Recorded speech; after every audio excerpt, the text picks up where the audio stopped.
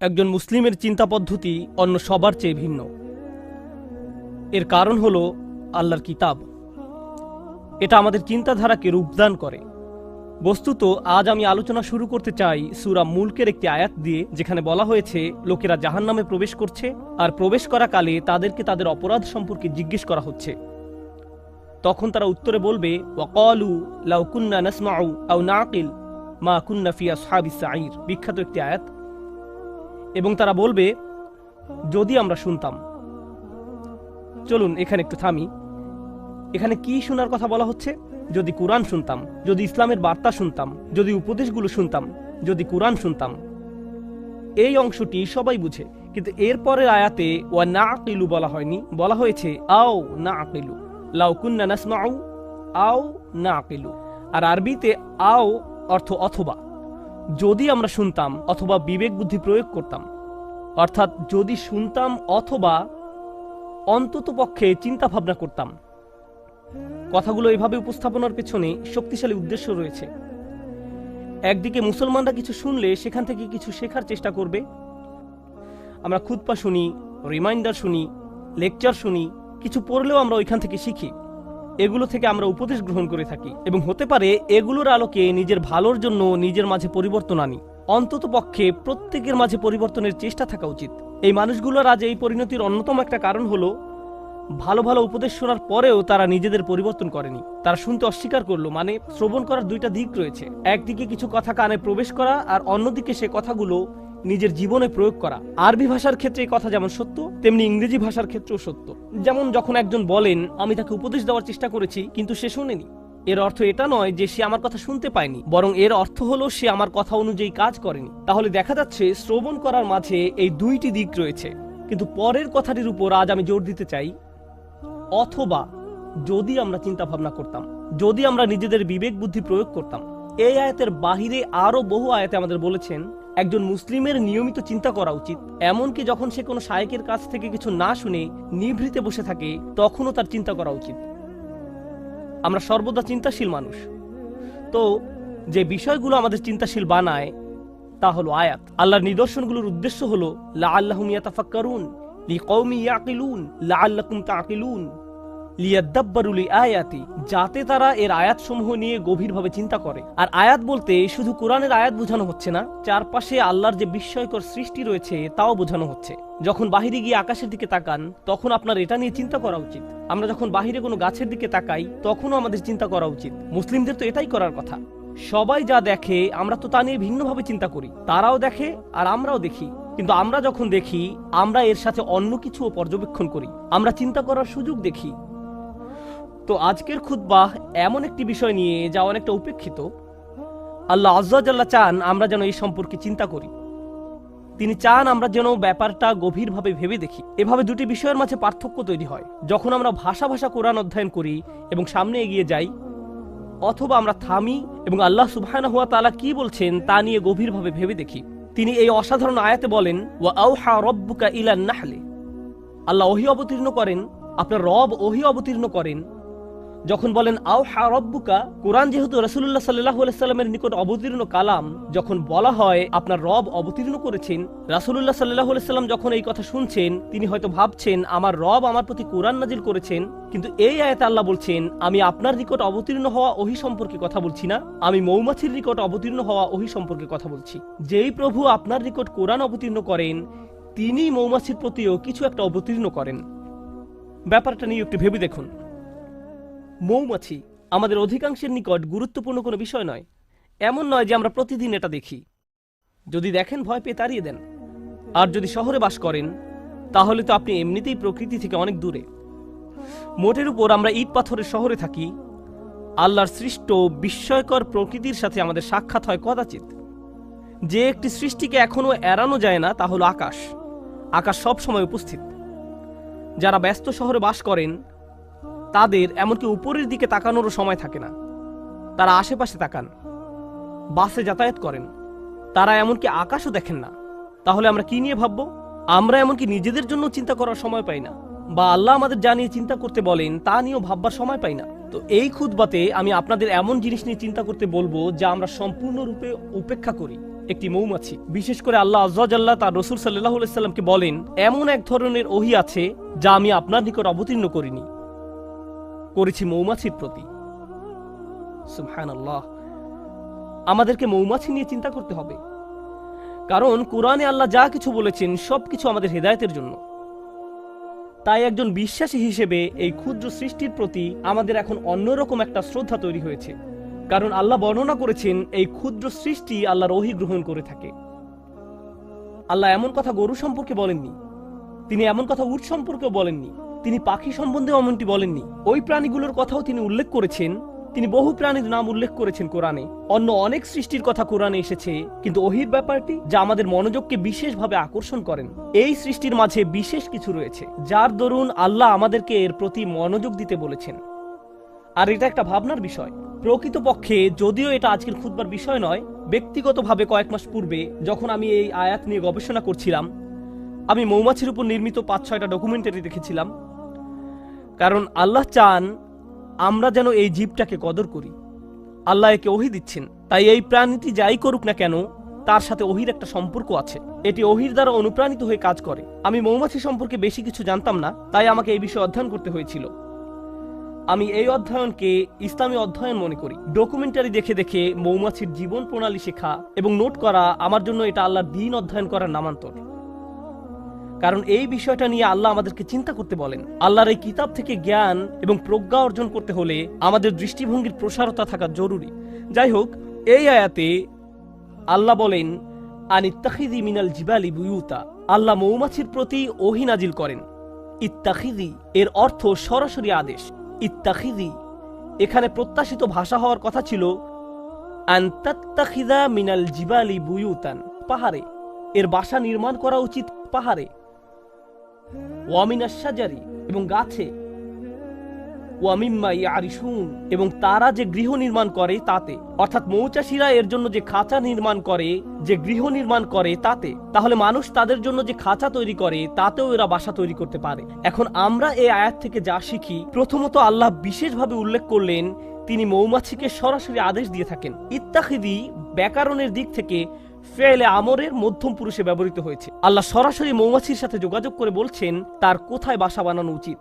এই আদেশের আরেকটি অসাধারণ উপকার হলো, যদি কখনো মধু বা মধু উপজাত কোনো দ্রব্য খেয়ে থাকেন, পৃথিবীতে যার বিশাল বাজার রয়েছে, প্রকৃতপক্ষে এটা শুধু মধু নয়, অধিকাংশ খামার। উদাহরণস্বরূপ ক্যালিফোর্নিয়াতে রয়েছে পৃথিবীর সবচেয়ে বড় কাঠবাদামের খামার।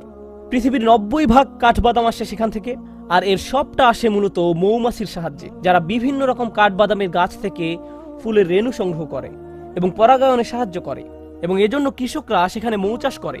এখন আল্লাহর প্রতি ওহী নাজিল করে বলেন তুমি বাসা বানাতে পারো পাহাড়ে, বাসা বানাতে পারো গাছে। যদি আল্লাহ না বলতেন ওয়া মিম্মা ইয়ারিশুন, তাহলে আপনারা মৌমাছির বাসা পেতেন শুধুমাত্র পাহাড়ে এবং গাছে।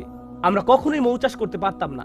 কিন্তু তিনি বলেছেন ওয়া মিম্মা ইয়ারিশুন, যেন আমি আর আপনি মধু খাওয়ার স্বাদ উপভোগ করতে পারি। কারণ আল্লাহ একে অনুমতি দিয়েছেন মানুষের তৈরিকৃত বাসায় মৌচাক নির্মাণের জন্য, যেন আমরা এর চাষ করতে পারি। ব্যাপারটা নিয়ে একবার ভেবে দেখুন। এই ভাবনা আমাদেরকে এই সত্য অনুধাবন করতে সাহায্য করে যে আল্লাহর সৃষ্টি জগৎ থেকে যত কিছু আমরা উপভোগ করতে পারছি, এর কারণ আল্লাহ এদেরকে সরাসরি আদেশ করেছেন আমাদের সেবা করার জন্য। এই ক্ষেত্রে মৌমাছিকে আদেশ করা হয়েছে আমাদের সেবা করার জন্য। তাই যখন মানুষ মৌ বক্স নির্মাণ করে, তুমি তাকে নিজের বাসা হিসেবে গ্রহণ করে নাও। কিন্তু আজ আসলে যে বিষয়টা নিয়ে কথা বলতে চাই তা হলো এই ক্ষুদ্র সৃষ্টি থেকে কিছু পথ নির্দেশনা। শুধু এই সৃষ্টির কদর করা নয়, বরং কিছু হেদায়েত। আর আমি এমন কিছু শিক্ষা এর কাছ থেকে পেয়েছি যা আমাকে সম্পূর্ণ হতবুদ্ধি করে দিয়েছে। আমি রাসূলুল্লাহ সাল্লাল্লাহু আলাইহি সাল্লামের একটি হাদিস পেয়েছি, ওয়াল্লাযী নাফসি বিয়াদিহি, আমি সেই সত্তার শপথ করে বলছি যার হাতে আমার প্রাণ। আল্লাহ রাসূল সাল্লাল্লাহু আলাইহি সাল্লাম কোনো শপথ করা ছাড়াই যা ইচ্ছা বলতে পারতেন, কিন্তু তিনি সর্বপ্রথম আল্লাহর নামে শপথ করেছেন, কারণ তিনি এখন যা বলতে যাচ্ছেন নিশ্চয়ই তা আশ্চর্যজনক কোনো বিষয়। তিনি বলেন ইন্না মাসালাল মুমিন কামাসালিল নাহলা, ঠিক মৌমাছির মতো। মুমিনের উদাহরণ হলো ঠিক মৌমাছির মতো।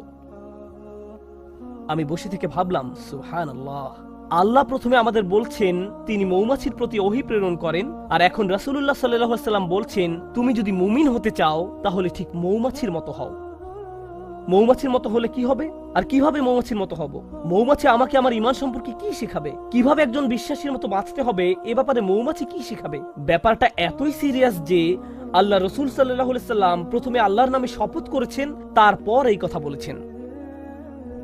তো তিনি আমাদের কিছু কথা বললেন যার প্রতি আমাদের মনোযোগ দেওয়া প্রয়োজন, কিন্তু আমি চাই রাসূলুল্লাহ সাল্লাল্লাহু আলাইহি সাল্লাম কি বলেছেন আপনারা তার প্রতি মনোযোগ প্রদান করুন। তিনি বলেন, আকালাত তাইয়িবান, এটি ভালো জিনিস খায়, এটি ভালো এবং খাঁটি জিনিস খায়। মৌমাছি উত্তম ফুলের নিকট যায়, এটি এমন কোনো ফুলের নিকট থেকে নেয় না যেটি অপরিপক্ক, নষ্ট।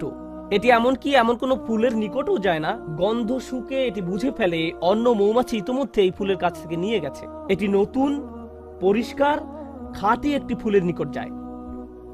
এটি শুধু সেই ধরনের ফুলের নিকট যায়। আমাদের ঈমানের প্রথম যে ব্যাপারটি এখানে হাইলাইট করা হয়েছে তা হলো যে রিজিকের আমরা সন্ধানে বেরিয়ে পড়ি, শুধু যে খাদ্য আহার করি তাই নয়, বরং যে রিজিকের পিছনে ছুটি, যে চাকরি আপনি পাবেন, যে ব্যবসা আপনি শুরু করবেন, যে টাকা আপনি কামাবেন এবং যে খাদ্য আপনি আহার করবেন, সব কিছুতে খাঁটি জিনিসের সন্ধান করুন। এমন জিনিসের অনুসন্ধান করুন যা খাঁটি, যা পবিত্র, সর্বোত্তম জিনিসের খোঁজ করুন। আর জানেন তো, মৌমাছি সবচেয়ে ভালো ফুল না পাওয়া পর্যন্ত খুঁজতে থাকে। তাই আমাদেরও সেরাটা অর্জন করতে হবে। ফালিয়ুতকিনহু, একজন মুমিনের দৃষ্টিভঙ্গি এমনই, তার উচিত দক্ষতা অর্জন করা। আপনাদের সবাই যখন কিছু করবেন তাতে দক্ষতা অর্জন করুন। আপনার উচিত সেরা হওয়া, এটাই মৌমাছি করে। সে সেরা ফুলের সন্ধানে থাকে, এটাই মৌমাছি করে। এটাই প্রথম শিক্ষা। তারপর তিনি বলেন, অওয়াদাআ তাইয়িবান, এটি উত্তম উপায়ে বসে। যেভাবে এটি ফুলের উপর বসে তা খুব সুন্দর। ব্যাপারটা ভালো এবং খাঁটি। আর আপনাকে এ সম্পর্কে গবেষণা করতে হবে। মৌমাছি নিয়ে গবেষণা না করলে তো এটা আপনি জানতে পারবেন না।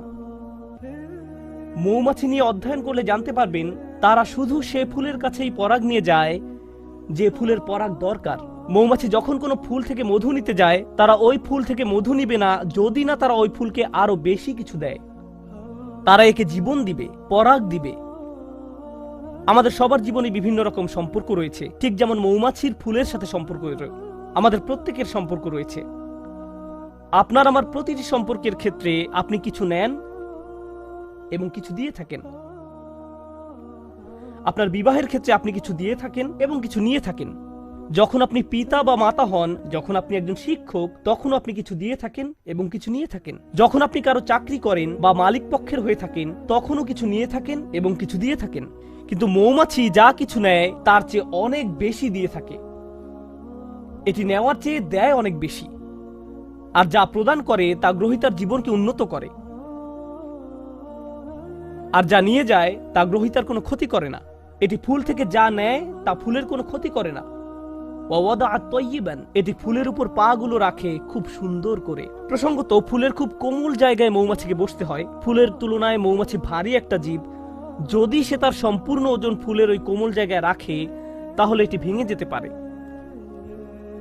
তাই এটি ভাসতে থাকে, পুরো ওজন ফুলের উপর রাখে না।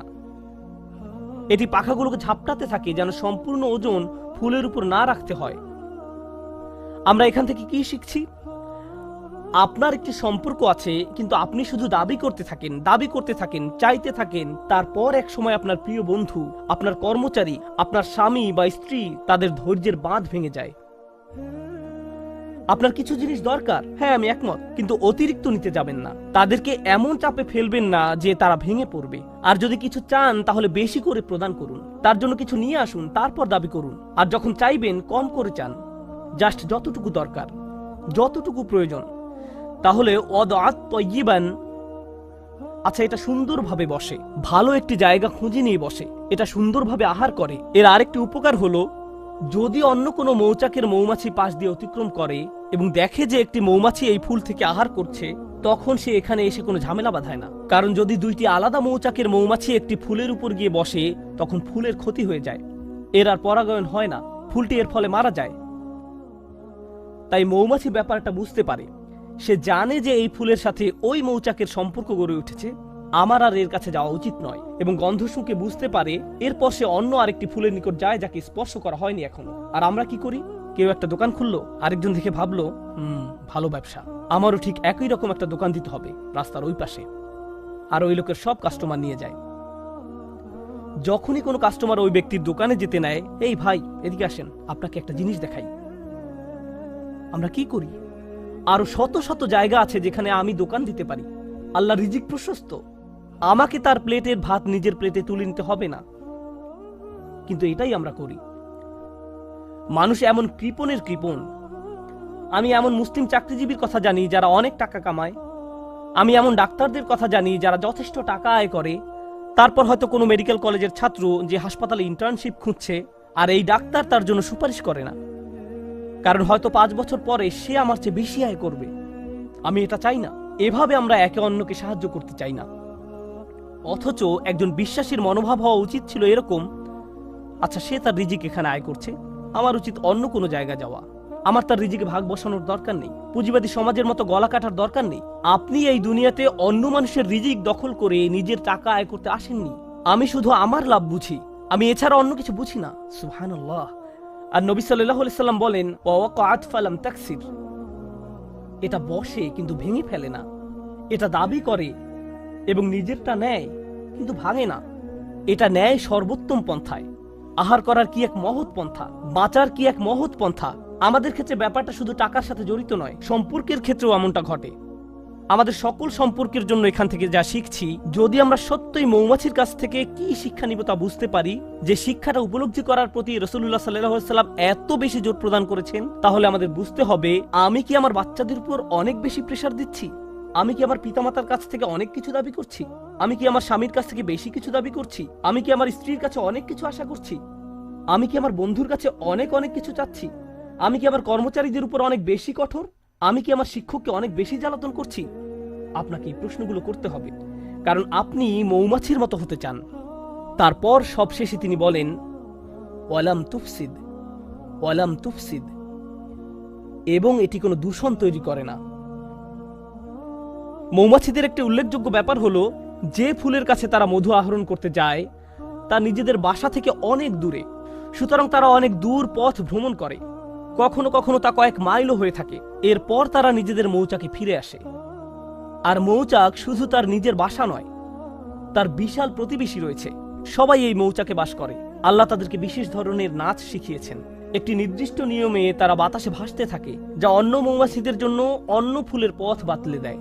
দেখো, আমি আমার নিজের জন্য কিছু রিজিক পেয়েছি, তোমরাও অমুক অমুক ফুল থেকে উপকার পেতে পারো, আমি তোমাদেরকে সেই রাস্তা দেখিয়ে দিচ্ছি। এটা তখন তাদেরকে পথ দেখায়।